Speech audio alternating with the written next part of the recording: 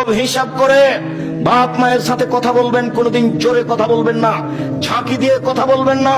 মরার পরে অনেক স্বাদ হবে মায়ের সাথে ভালো আচরণ করার, কিন্তু আর মাকে ফেরত পাওয়া যাবে না।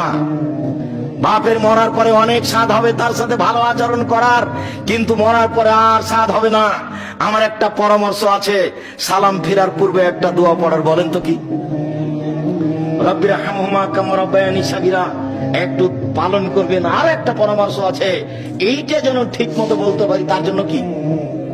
2 রাকাত সালাত। আব্দুল্লাহ বক্তব্যের এক পর্যায়ে বলছিল শেষের দিকে, প্রত্যেকটা কাজের জন্য 2 রাকাত সালাত, বিপদের জন্য 2 রাকাত সালাত, কিছু চাইবেন তার জন্য 2 রাকাত সালাত, কোন বিপদে পড়েছেন তার জন্য 2 রাকাত সালাত, সমস্যা তার জন্য 2 রাকাত সালাত, সব জায়গাতে 2 রাকাত সালাত দিয়ে কাজ। পৃথিবীর মানুষ, আল্লাহর ইবাদত করো, বিন্দুমাত্র শিরক করো না।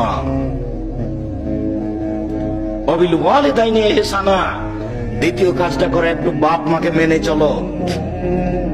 যেদিন মা চুমা খায়, আদর করে, বারবার খাওয়ার রেডি করে আমাকে বলে, আমি বলি খাবো না, সেদিন মাকে সম্মান করার নাম সম্মান নয়। যেদিন দেখা যাচ্ছে যে মাটির উপরে মারছে আর খারাপ কেউ নেই,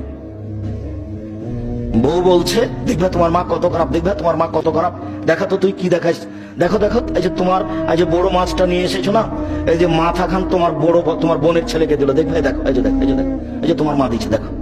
ঠিকই তো, তুই ঠিকই বলছিস তো, আসলেই তো মা খারাপ। যা বলে সবই উল্টা, আসলেই উল্টা, যা করছে সবই উল্টা, আসলেই উল্টা করছে। এই সময়তে আল্লাহ দেখতে চাচ্ছেন যে আপনি আপনার বাপ মায়ের সাথে কি আচরণ করেন। যেদিন বাপ মায়ের সাথে ভালো আচরণ করা খুবই কঠিন, যেদিন মনে হচ্ছে বাপ মায়ের চেয়ে খারাপ মানুষ আর দুনিয়াতে কেউ নেই, দুনিয়াতে সবার সাথে চলতে পারবো, বাপ মায়ের সাথে চলতে পারবো না, সেদিন বাপ মাকে শ্রদ্ধা করতে হবে, তার নাম শ্রদ্ধা। আল্লাহ বলতে বলতে এই পর্যন্ত বলছেন, ফালা তাকুল্লাহুমা উফিন, এই শব্দটা বলতে পাবা না। আমার মা, আমি যখন পেশাব করেছি 5-7 বার, তখন আমার মা একটু আদর করে আমাকে বলেছে, গায়ে একটু আঘাত করেছে, বলেছে এই অত পেশাব করিস কেন, এই একটু অত পেশাব করিস কেন। আমার মায়ের সেদিন আদর ছিল, এখন আমার মা আমার কোলে, আমি একদিন ছিলাম আমার মায়ের কোলে, এখন মা আমার কোলে। এখন যদি মা বারবার পেশাব করে, আমি যদি একটু বলি তাহলে যাই হবে না। আজকে আমার সম্মান করে এরকম সুযোগ নেওয়ার কোনো সুযোগ নেই। পেশাব পরিষ্কার করব আমি, পায়খানা পরিষ্কার করব আমি, কাপড় বদলে দিব আমি, গোসল করিয়ে দেবো আমি।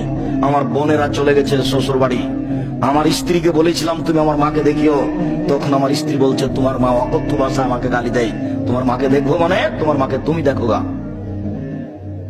আমি সব বৌমা এমন এই কথা বলি না, বৌমা ভালো হোক এটাই চাই।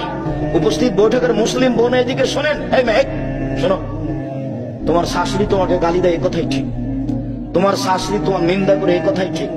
এরপরেও বলছি, জীবন বাজি রেখে তুমি শাশুড়িকে মূল্যায়ন করো, তোমার রুজিতে বরকত হবে, তোমার ফল ভালো হবে, এই কথাও ঠিক।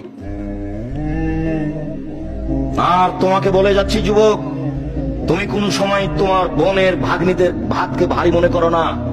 তোমার বউ কিন্তু বলছে বারবার, দেখো তোমার ভাগ্নি আছে, তোমার ভাগনা আছে, তোমার বোন আছে, তোমার বাপের দোস্ত আছে, কত মানুষ আছে, এত রান্না করা যাবে না, এই বলে তোমার বউ তোমাকে বলতে পারে। তুমি শোনো, একদিন আল্লাহ তোমার রুজি দিচ্ছিল শুধু তোমার হাতে, তারপর বিবাহ করলা, তোমার হাত দিয়ে এবার 2 জনের রুজি হলো, তোমার একটা ছেলে হলো, তোমার হাত দিয়ে 3 জনের রুজি হলো, একটা মেয়ে হলো, তোমার হাত দিয়ে 4 জনের রুজি হলো, ভাগ্নে এসেছে 5 জনের রুজি হলো, ভাগ্নি এসেছে 6 জনের রুজি হলো, বোন এসেছে 7 জনের রুজি হলো, ভগ্নিপতি এসেছে 8 জনের রুজি হলো। তোমার হাত দিয়ে আল্লাহ ব্যবস্থা করছে, তুমি করো, আল্লাহ বরকত দিয়ে দিবে।